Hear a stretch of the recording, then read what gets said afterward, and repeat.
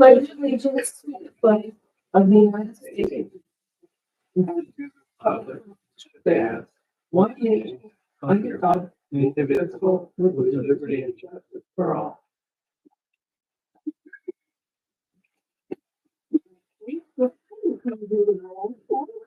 Baker, Here. Kuhn, Here. Dryden, Here. Hedrick, Here. Hines, here, Mitchell, Here. Stewart, Thompson.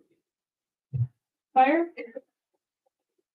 Police, here, Public Works, Here. Recreation, Ambulance. Here. All right, could I get a motion to approve the minutes of the July 2nd, 2024? So moved. And a second? Second. All in favor of approving the minutes of the July 2nd, 2024 regular council meeting, say aye. Aye. I abstain. Okay.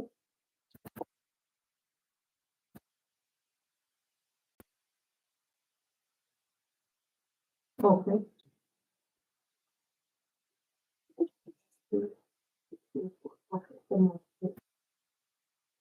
All right, for old business, we have the street report.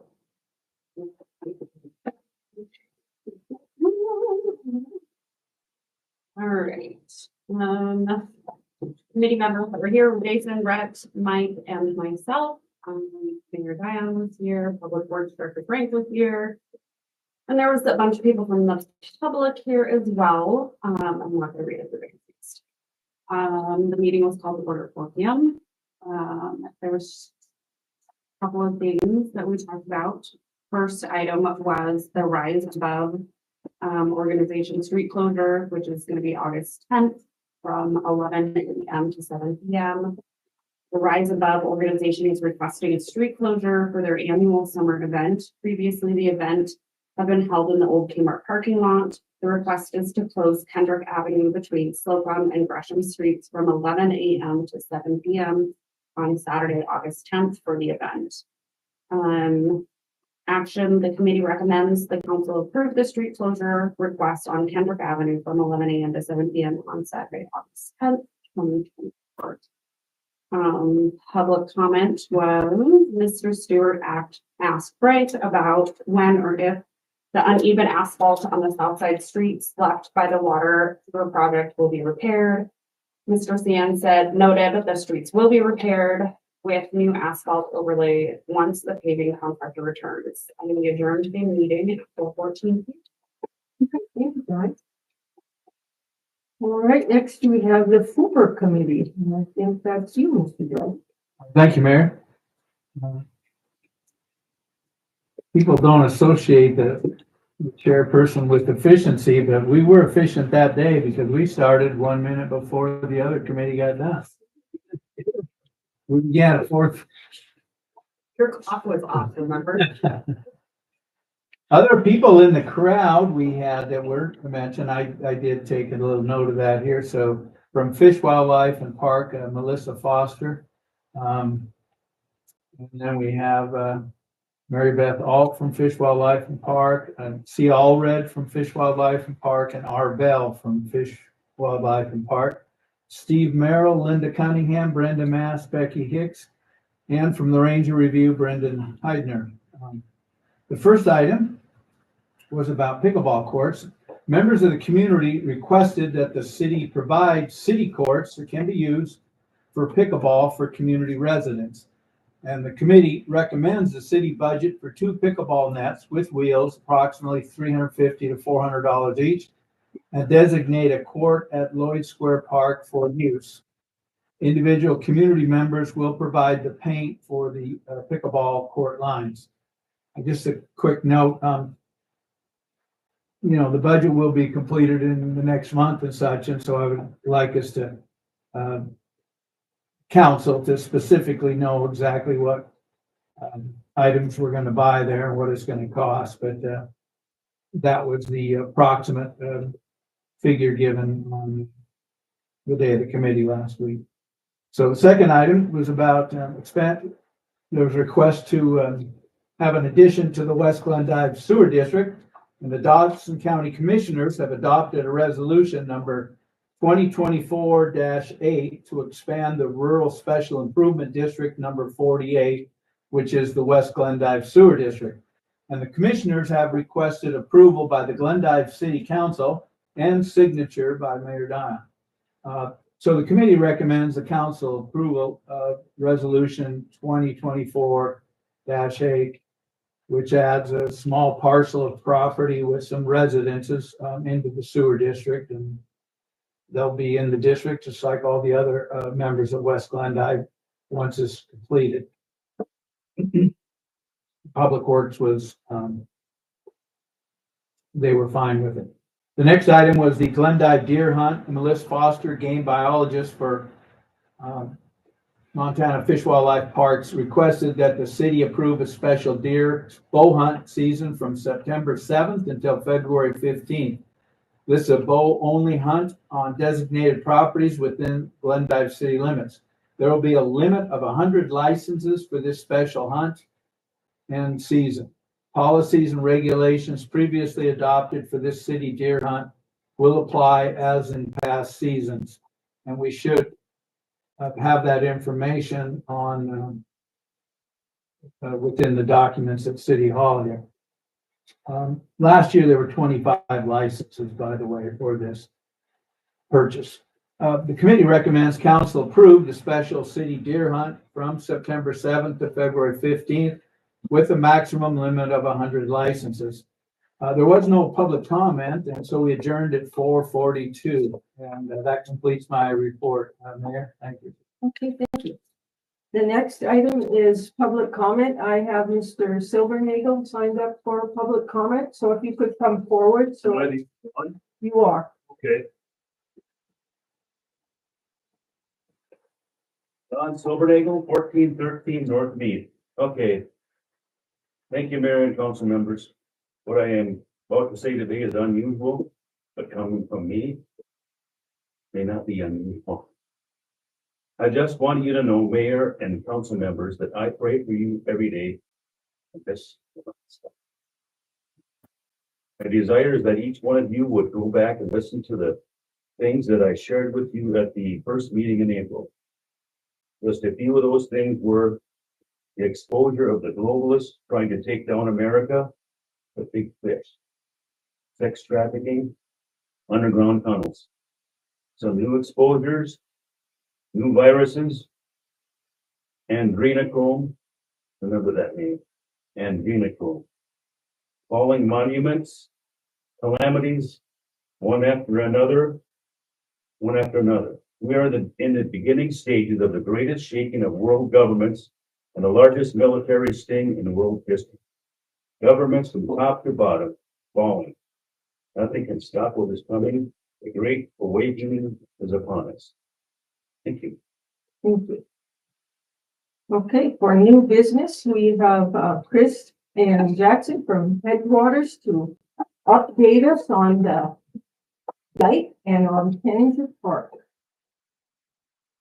Thank you, Mayor. Yeah, thank you. Let's see if we can get our tech in. Look at that. Ow. Okay, if I stand on this side here. It is. I could sure give you my chair. No. Okay. Need a pointer? Yeah. It's not electronic. In that case, no. I almost forgot. Well, thanks everyone. I'm really excited to be back here. It's actually been a few years since I've done an official presentation to the City Council. So I'm going to give you guys just a quick update about some of the flood resilience projects that Headwaters has been working in partnership with the city and Dawson County on. But actually the main part of today's presentation is going to be highlighting the work that Jackson did through Montana State University Geospatial Core Lab, looking at the erosion problems at Kenninger Park.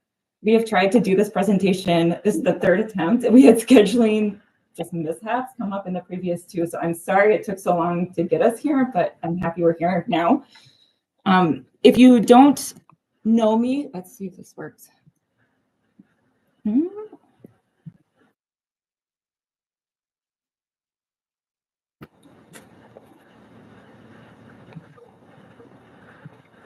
Yeah, that'll do it.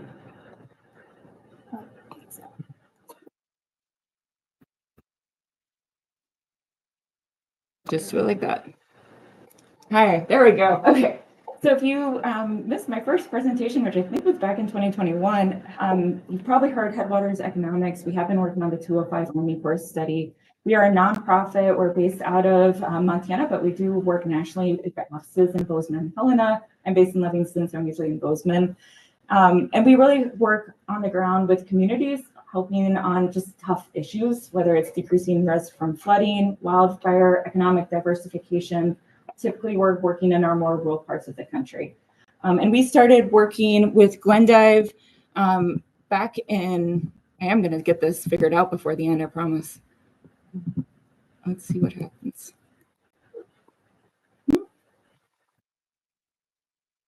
I don't know. There it goes. We started working back in 2021. We do have an MOU with Dawson County and City of Glendive. And really the main part of that project was to help just add some capacity and some project management around the Army Corps study. It's a lot of work to go through one of these big Army Corps projects. And I'm going to give an update on that as well. We've been doing other stuff around some recreation investments and also thinking about Penninger Park. So we've had our hands in a couple different things. Now I'm scared to do this. There we go. Okay, so today's agenda, I'm going to give very quick updates just about what's happening with that West Glendive project, also the floodplain mapping that's happening. I'll talk about some of the recreation and trails, but again, really, I want to give most of the time over to Jackson to talk about that erosion study that he did. So what's happening with the West Glendive levee and flood resilience project? This has been a long study. I'm very excited to announce that we should have a draft in the next couple of months. They're saying summer 2024, so next couple of months. And when that draft, that's a huge milestone for this community. When that gets released, there will be a public meeting to kind of talk about it and weigh in. And at that point, the next step will be for the city and the county to decide, do we want to go forward with constructing the solution? So the solution that the Army Corps is proposing is a levee raise. It follows the same alignment. I'm sure Frank has been updating you guys, so this is nothing new. There is a slight change to the levee, kind of on that northern part by the interstate. It's going to just be a slight reroute to tie in better with the interstate. So this is, it's really exciting because what will happen if this gets constructed, it will provide flood protection to West Glendive to the 100-year flood event. So huge improvement to life safety for those neighborhoods over there, and of course, economic development opportunities too. So a really, I think, important milestone. As part of that process, we've been working with the city and with the Army Corps about incorporating some recreation opportunities so that this levee will have multiple benefits. So right now they are planning to put a trail that follows the line of the entire levee. And we'll learn more about the kind of where that's at tomorrow morning when we meet with the Army Corps. So I think that's all I had to say about the Army Corps. The Montana DNRC is also remapping, you guys, in the floodplain. I'm sure you're aware of that. They are close to having very, very draft data. And that'll be, they're going to share that with the community so you can talk about it. But right now, FEMA, DNRC, and Army Corps are all in conversation. They know there's a lot happening in this region and it's being coordinated. So that's a really good thing. Can I just ask one question? Yep. The 205 study was just what you showed. It doesn't include Penninger Park. It does not include Penninger Park. Yeah, that's a different project. Different project. Yep. The 205 study is The exclusively West Glendive. Exactly. Yep. So I just wanted to mention some of the recreation stuff we've done because it kind of ties in with that the West Glendive levee. So one of the things Headwaters helped the city do about 2 years ago now, I think, is we helped get a HUD CDBG grant for $50,000 to do a master trails plan for the city. If you guys remember, a lot of different organizations had plans, and the goal was to say, okay, all this big good work over the last decade, can we put it into one document and have one strategy moving forward? I believe Mayor Dion has the draft of that master trails plan already, so that's very exciting. Headwaters was able to provide the match for that, so that study happened at no cost to the taxpayers in Glendive. And the way we justified it was that we saw it as providing some input into what the West Levee project could do. So knowing that the Army Corps can incorporate some recreation opportunities, we wanted a bigger plan for recreation so we could say, oh, if we could chip away at this part along the levee, that's actually contributing to this bigger vision that the city has. So that's why we were able to kind of get some money for that and help make that happen. And that is wrapping up. I believe we've been working with Great West Engineering, and I think they've been a really good partner on that. Which brings us to, I think, another recreation issue, which is Penninger Park. Yeah, like a throwback. This was my very first site visit to Glendive, and Mayor Jameson, former Mayor Jameson, took me out to Penninger Park at the end and was like, you should know this, Penninger Park. And he explained the situation, and we looked at it, and we walked the whole street. And I'm sure all of you will be shocked to hear that while we were doing that, a neighbor came out and really emphasize how important and problematic the erosion issues were at Penninger Park. So I really got a lot of local input during that tour, which was great.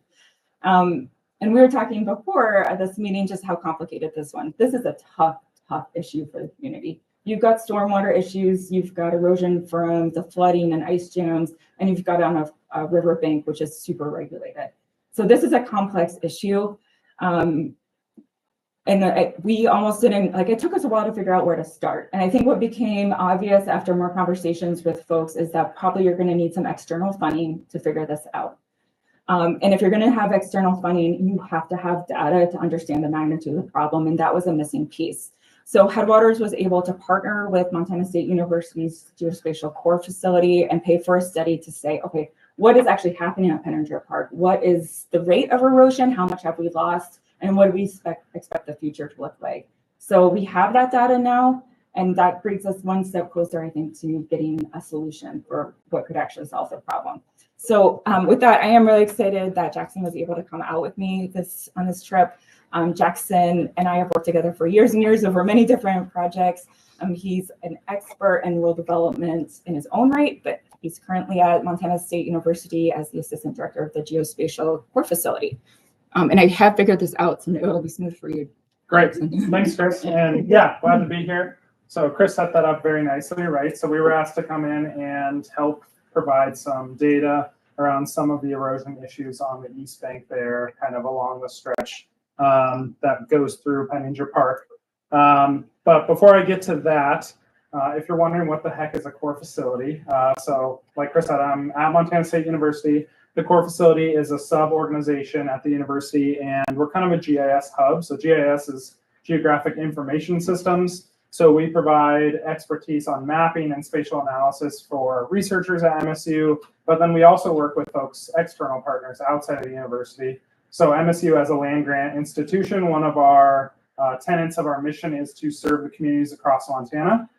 So we employ students, undergrads that are taking courses, some of those courses that I teach, and we do a whole range of GIS-related projects, everything from simple mapping to more complex analysis. We have UAVs. I'll talk about that a little bit today with this study. So really quite a broad range. And we're housed within the Department of Earth Sciences. So I'm not a geologist, but I'm more on the geography GIS side. So that's what the core facility is. And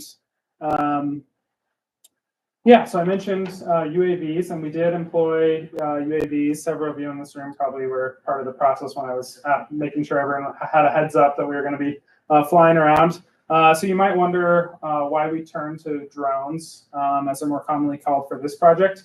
If you don't have experience with UAVs, they're a very agile solution for collecting this kind of data. Obviously, you're somewhat limited in terms of the scope or the scale of the area, but when you're looking at a relatively confined area, they are a kind of cost-effective, efficient solution to get some really, really high-quality data. In our case, we were interested on a relatively short stretch of the river, and so we thought, let's get some data so that we can help quantify, as Kris said, that erosion, the pace and the scale of that. Because if you're going to ask for funding or other support to address that, you need some sort of data, even though we can all go out there and see that there's an issue, right? So that was the goal. And so our approach, I put together a simple map here just showing kind of the area that we flew, kind of our area of interest. So that's it's about a kilometer stretch, so 2/3 of a mile stretch along the east bank there. from the Bell Street Bridge up to nearly up to the bridge on 94.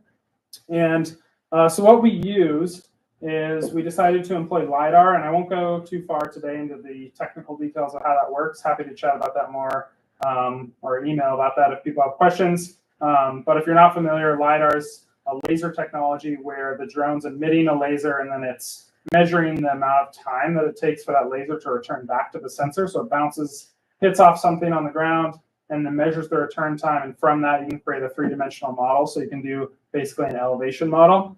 And luckily, we did have some baseline data from 2019. That was part of the state of Montana's LiDAR data collection efforts. So that was flown actually from a plane. So, but still pretty high quality data and allowed us to have something to compare to, right? Because it's great to collect some of this data, but if you don't have anything to compare to in terms of erosion, you really don't know where you've come from, right?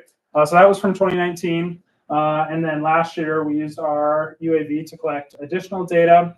And then basically what we did from that high level is we created an elevation model, both of the bank and the cut bank, right? So the bank where it meets the water, and then the cut bank. And then we were able to compare those two with those 2 years. And just using a fairly simple volumetric calculation, we were able to estimate the amount of material that's been eroded away on this stretch in that 4-year time span.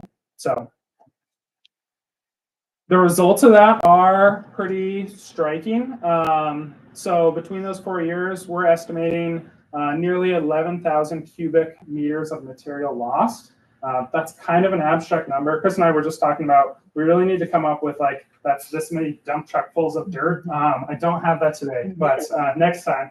But quite a bit of material, about 0.18 meters of lateral encroachment on average per year. That's also, again, that's kind of hard to visualize. What I think is a little bit more striking, and given that Penninger Park has been brought up a couple times, is that one of our findings is that there are some real hot spots where erosion is happening at a much quicker rate, which is not surprising for those of us that know the river, right? You can literally see areas where this is happening very quickly. So with Penninger Park, between those 2 years, by our calculations, there was about, in that specific area, I don't know how well you can see in the back, that's just north of the basketball court there, about 6 meters of lateral encroachment on the cut bank there, or 20 feet, almost 20 feet of erosion. So in a 4-year stretch, quite a bit of that has eroded away. And that, I know for those of you in the back, those lines are probably really small. But on this map, we have a line showing where the cut bank was in 2019 and then where it was in 2023. So you can really see some gaps there where it's shifted towards the street. Any questions on that before we? Okay, I can take questions at the end as well. So moving forward, and how can these data be used effectively by the city? What we see, just a couple suggestions that we have, we're hoping that these data can help inform planning conversations that the city has around infrastructure and residential development in that area on that, I think it's River Bend Road, River Lane, is that right? River Lane, I knew it had river. So we hope it can be useful in those conversations and give the city something tangible that they can point to. Obviously, as Kris mentioned, this was used for an application for the Army Corps pilot program 165A for that funding. So that's still TBD, but that allowed Headwaters to point to something specific on the rate of erosion along that stretch. And I'll just say, we haven't heard if we've been accepted into that program. It's been many months, and we're following up, literally emailing the Army Corps back and forth today. But we would not have been able to apply for that application, that pilot program, without this study because it required data to describe the magnitude of the problem. So it was very coincidental that that program was announced right when we finished up the study. But that's why it's nice just to have this data on hand. You just never know what opportunity is going to pop up. Yep. And then moving forward, we would suggest, it's like, how do you, as Kris mentioned, this is a very complex issue with Penninger Park.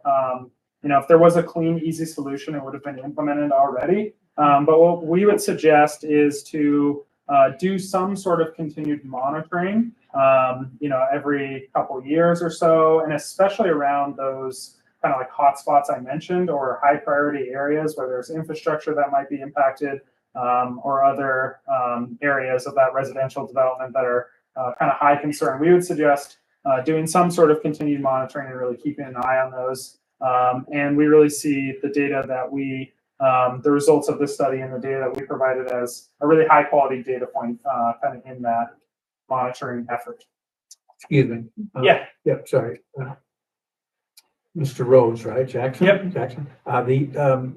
What do you recommend, you guys, your expertise is somewhat mind-blowing to some of us rookies out here like myself, but how would you recommend us to monitor without having the expertise, the students, and the equipment you guys do? I know we have people in town that are very qualified, even sitting right in here, our public works director amongst them and stuff, but just, I guess that's what I'm getting. What do you think we should do? I'm the old school, you put a stake in and then you measure and that, but.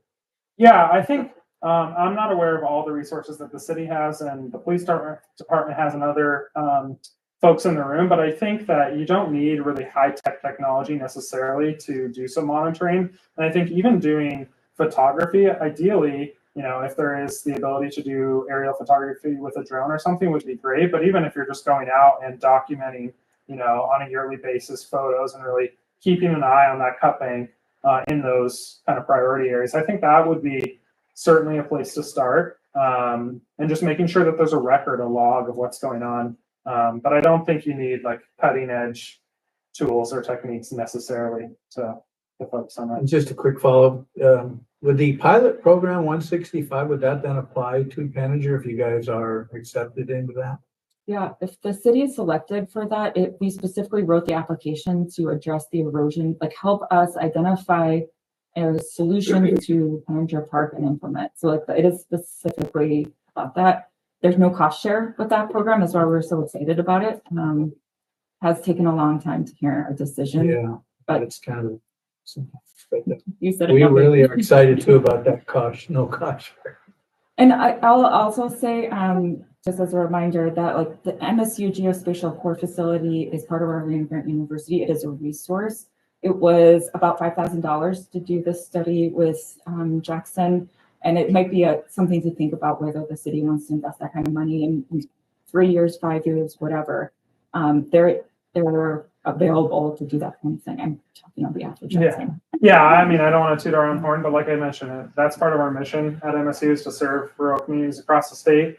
And I know we're on the far eastern side, but Glendive is just as important as the other rural communities closer to Bozeman. So yeah, we're a resource and we're here to try to help in any way we can. That's that's all I have for the study. I have one more slide that just has my contact information. If you have any more questions about the core facility or the study methodology or our approach, be happy to answer those. I'm not sure if we have time to go in depth today, but I do have my email. Nope. It was going so well. For so long. I don't know. We might have to call it there. Sorry, Jackson. No worries. I have no idea what's going on. Well, if you I can get the information Am I just hitting the wrong side? if anybody has questions. Yeah, you're right. oh, there we go. I do, Max. Yeah, so I threw my email on the core facilities website. So again, if you have questions, you can always email me. Be happy to chat and set up a phone call or whatever works. So Thank you guys very much. Thank you. Thank you. Yeah.